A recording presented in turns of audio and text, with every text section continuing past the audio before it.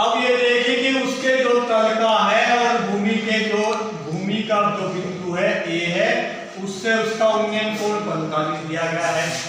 कोण CAB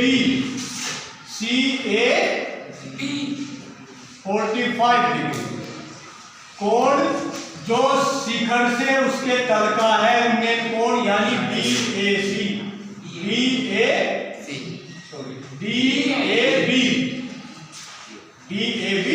कितना है 60 डिग्री। तो इसे क्लियर कर देंगे, आप लिख देंगे भी। और ये आपका भूमि से उसके जो नीचे जो भवन है उसके जड़ से उसकी दूरी कितनी है 20 मीटर, यानी AB कितनी है 20 मीटर। ये भी आपने लिख दिया। अब आपको निकालना क्या है, DC दूरी निकालनी है और इस चित्र से निकालनी है। तो आप सबसे पहले इस त्रिभुज में लेके चलेंगे, क्योंकि त्रिभुज CAB में क्या है, अगर हम इसमें लेते हैं tan 45 डिग्री, इस कोण के लिए लेते हैं tan 45 डिग्री यानी tan का फार्मूला होता है लंब बटे आधार। लंब इसका हो गया आपका BC और आधार हो गया इसका AB। तो आप इस तरीके से लिख देंगे, क्योंकि हम जानते हैं tan 45 का मान होता है 1 और ये BC जो है आपका BC ही रहेगा और AB का मान यहां से आप लिख लेंगे 20 और इस प्रकार BC यहां से आपकी निकल के आ रहेगी 20 मीटर। क्या आ गई 20 मीटर।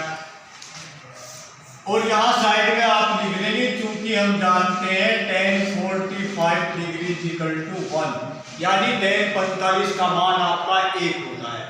अब आपके पास ये दूरी भी निकल गई है, ये कितनी है 20 मीटर।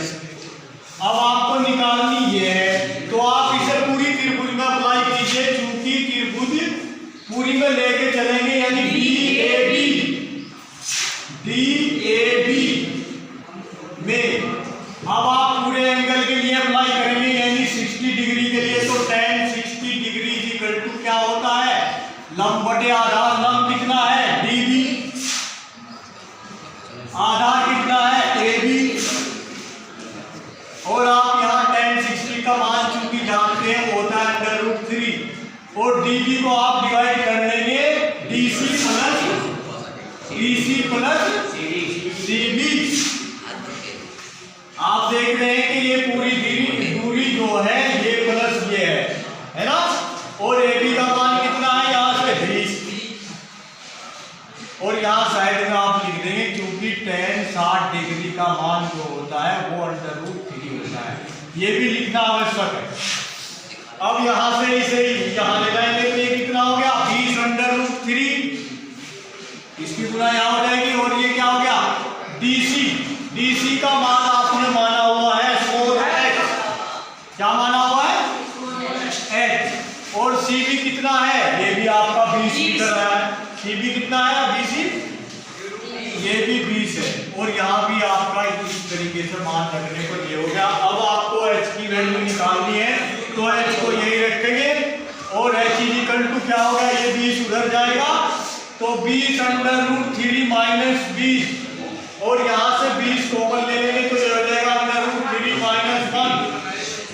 इस प्रकार से यहाँ आप आंसर को छोड़ सकते हैं, h का मान ये भी हो सकता है और यदि √3 की वैल्यू इसमें पुट करेंगे वो माइनस निकल के वो भी इसका मान आ जाएगा। तो यहाँ से आपको ये पूरा सॉल्यूशन इस प्रकार से करना है।